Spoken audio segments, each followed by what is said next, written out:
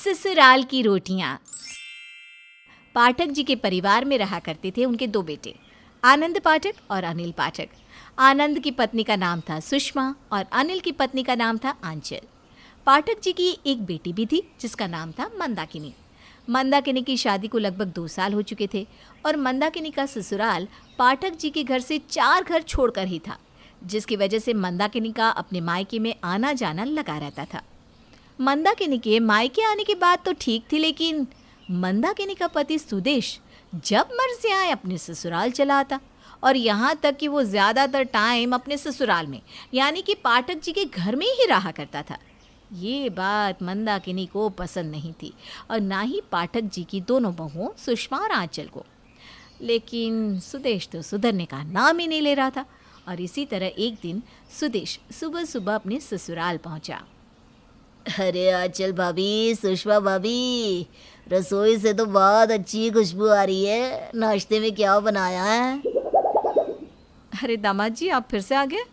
अब तो हर सुबह आपका ही इंतज़ार रहता है हम लोगों को। हाँ, और आज तो छत पर जो काला कौवा है ना, वो कुछ ज़्यादा ही ज़ोर ज़ोर से आवाज़ें लगा रहा था। मैं तो समझ गई थी कि अब हमारे दामाद जी के अलावा और कौन आएगा। इतना प्यार करने वाला ससुराल और आपके जैसी भाभियाँ मिलेंगी तो भला कौन नहीं आएगा अपने ससुराल। अब जल्दी से गर्मा गर्म परोठे खिला दीजिए। बिल्कुल दामाद जी, आपके लिए तो मैंने स्पेशल पराठे बनाए हैं मक्खन लगाकर। बैठिए, खाइए खाइए। अरे लेकिन आनंद और अनिल भाई साहब को भी तो आने दीजिए, उसकी बात खा लेना। अरे उनका क्या है, वो तो इसी घर में रहते हैं। मैं तो कभी कभी आता जाता हूँ। आप ना जल्दी से मुझे पराठे खिलाइए। कल रात को मेरी नींद भी पूरी नहीं हुई थी, थोड़ी देर यहीं पर सो जाता हूँ। क्या दामाद जी, काम पर नहीं जाना क्या जो सुबह सुबह सोने की बात कर रहे हैं?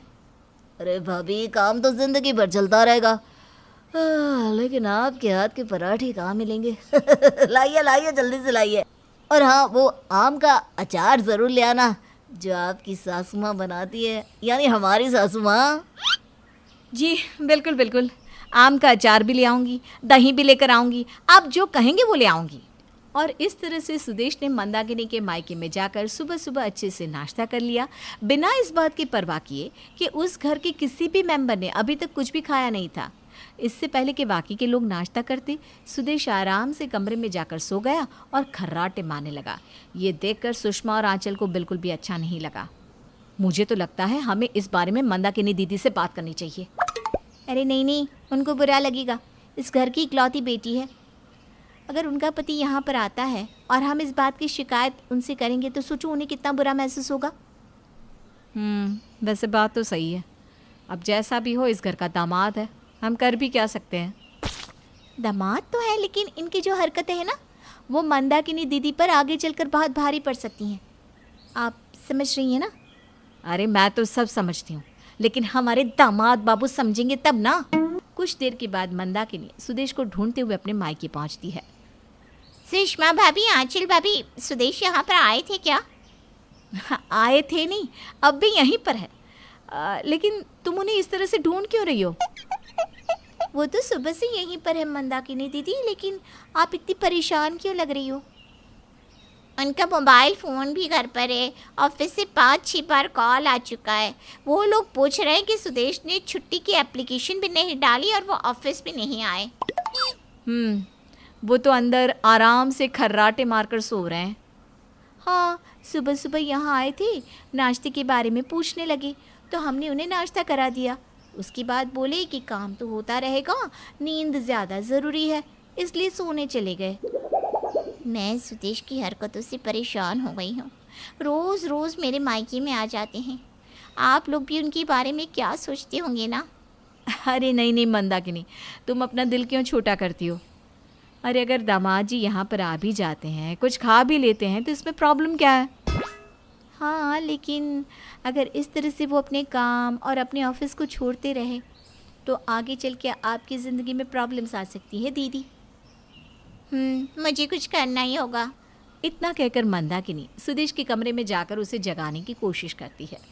सुदेश, सुदेश उठिए ना, देखिए आपके ऑफिस से कितनी बार कॉल आ चुका है और आप यहाँ आराम से खर्राटे मारकर सो रहे हैं। अरे मंदाकिनी, इतना अच्छा ससुराल मिला है मुझे, और तुम्हारी भाभीयों के हाथ के खाने का तो कहना ही क्या। दामाद जी, लेकिन आपकी पत्नी आपको कब से ढूंढ रही है, अब आप उनके साथ घर जाइए। क्या भाभी, सुबह का नाश्ता करके सोया हूँ, दोपहर हो गई है, भूख लग रही है मुझे। वैसे दिन में क्या बनाया आपने? भाभी से क्यों पूछ रहे हो? आप घर चलिए ना, मैंने खाना बनाया है, अब घर पर खाना खा लेना। अरे तुम्हारा हाथ का खाना तो मैं रोज़ ही खाता हूँ, कभी कभी अपनी भाभीयों के हाथ का भी खाना खा लेने दिया करो। बताइए भाभी, क्या बनाया आज? आज तो राजमा चावल बने।